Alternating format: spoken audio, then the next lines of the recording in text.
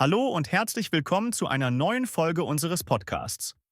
Heute tauchen wir tief in die faszinierende Welt von Carl Jung ein.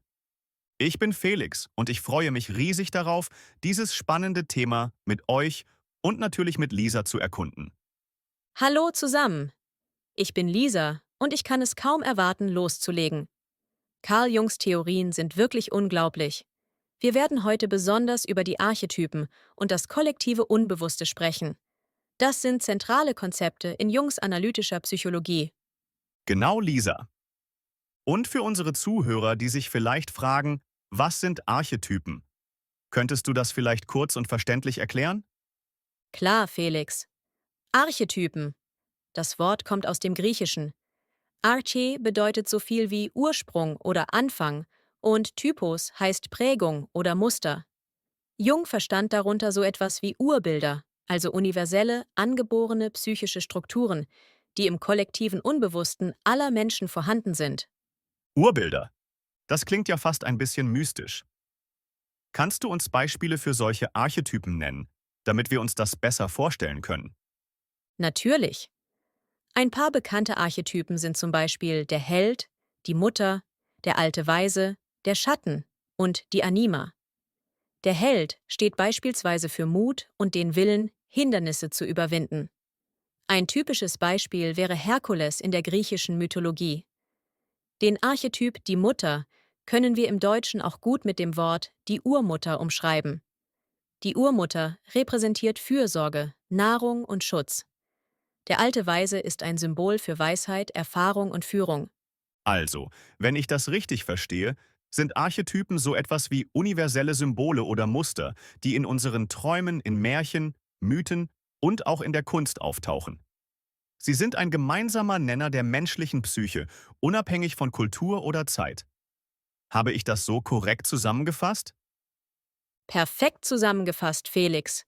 Genau das meinte Jung. Archetypen sind tief in unserer Psyche verankert und beeinflussen unsere Wahrnehmung, unser Verhalten und unsere Beziehungen. Verankert bedeutet übrigens so viel wie fest verbunden oder fixiert. Und was ist mit dem kollektiven Unbewussten? Wie hängt das mit den Archetypen zusammen? Das kollektive Unbewusste ist ein weiterer zentraler Begriff in Jungs Theorie. Jung postulierte, dass es neben dem persönlichen Unbewussten, das unsere individuellen, verdrängten oder vergessenen Erfahrungen enthält, auch eine tiefere Schicht gibt. Das kollektive Unbewusste. Diese Schicht ist allen Menschen gemeinsam und enthält die Archetypen. Hier kann man auch das Wort Ebene anstelle von Schicht verwenden. Beide Wörter beschreiben in diesem Kontext etwas Ähnliches. Das heißt, wir alle tragen diese Urbilder in uns, unabhängig davon, wer wir sind oder wo wir leben. Das ist ja ein revolutionärer Gedanke. Es ist, als ob wir alle durch eine unsichtbare psychische Ebene miteinander verbunden wären. Exakt, Felix. Jung glaubte, dass das kollektive Unbewusste die Quelle unserer Kreativität, unserer Intuition und unserer spirituellen Erfahrungen ist. Es ist die tiefste Ebene unserer Psyche und verbindet uns mit der gesamten Menschheitsgeschichte. Das ist wirklich tiefgründig. Aber wie können wir uns diese Archetypen im Alltag vorstellen? Wie zeigen sie sich in unserem Leben? Sie zeigen sich zum Beispiel in unseren Träumen. Wenn du beispielsweise von einem Drachen träumst, der eine Prinzessin bewacht, könnte das den Kampf mit deinem inneren Schatten symbolisieren, also mit den dunkleren, unbewussten Aspekten deiner Persönlichkeit. Der Schatten ist nämlich auch ein Archetyp. Aspekte bedeutet hier übrigens so viel wie Teile oder Facetten. Und wenn ich in meinem Traum als Held diesen Drachen besiege, dann könnte das bedeuten, dass ich mich meinen Ängsten stelle und sie überwinde. Das macht Sinn. Genau. Oder ein anderes Beispiel. In vielen Kulturen gibt es die Figur des Tricksters, eines schelmischen Wesens, das die Regeln bricht und Chaos stiftet. Dieser Archetyp, also der Trickster, könnte sich in deinem Leben zeigen, wenn du dich in einer Situation gefangen fühlst und nach unkonventionellen Lösungen suchst. Schelmisch bedeutet übrigens so viel wie verschmitzt oder listig. Interessant. Also, wenn ich das richtig verstehe, können Archetypen uns helfen, uns selbst und unsere inneren Konflikte besser zu verstehen, indem sie uns Hinweise auf die unbewussten Muster geben, die unser Verhalten beeinflussen. Richtig, Felix. Indem wir uns mit den Archetypen auseinandersetzen, können wir einen tieferen Einblick in unsere eigene Psyche gewinnen. Sich mit etwas auseinandersetzen bedeutet in diesem Kontext, sich intensiv mit einem Thema zu beschäftigen oder es zu studieren. Und wie hat Jung das kollektive Unbewusste und die Archetypen erforscht? Hat er Experimente durchgeführt? Jung hat keine Experimente im traditionellen Sinne durchgeführt. Seine Erkenntnisse basierten auf der Analyse von Träumen, Mythen, Märchen und Kunstwerken aus verschiedenen Kulturen. Er verglich die Symbole und Motive, die in diesen Werken auftauchten, und fand dabei erstaunliche Übereinstimmungen. Erkenntnisse sind übrigens neue Informationen oder ein tieferes Verständnis, das man durch Forschung oder Erfahrung gewinnt. Das heißt, er hat Muster in den Geschichten und Träumen der Menschen entdeckt, die auf die Existenz dieser universellen Urbilder, also der Archetypen, hindeuten? Genau. Er nannte diese Urbilder dann Archetypen.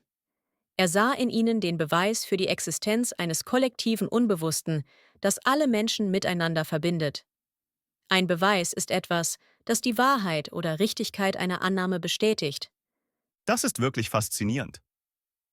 Aber gibt es auch Kritik an Jungs Theorien? Ich meine, das Konzept des kollektiven Unbewussten klingt ja schon sehr abstrakt. Natürlich, wie bei jeder Theorie gibt es auch Kritik an Jungs Arbeit.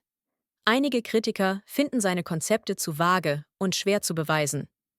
Vage bedeutet in diesem Zusammenhang unklar oder nicht präzise. Verstehe. Also, es ist schwierig, das kollektive Unbewusste mit wissenschaftlichen Methoden zu erfassen und zu messen, weil es sich ja um etwas Unsichtbares, Unbewusstes handelt. Exakt. Aber trotz der Kritik haben Jungs Ideen viele Menschen inspiriert, darunter Künstler, Schriftsteller und Psychologen. Seine Konzepte haben unser Verständnis von der menschlichen Psyche erweitert und neue Perspektiven eröffnet. Das stimmt.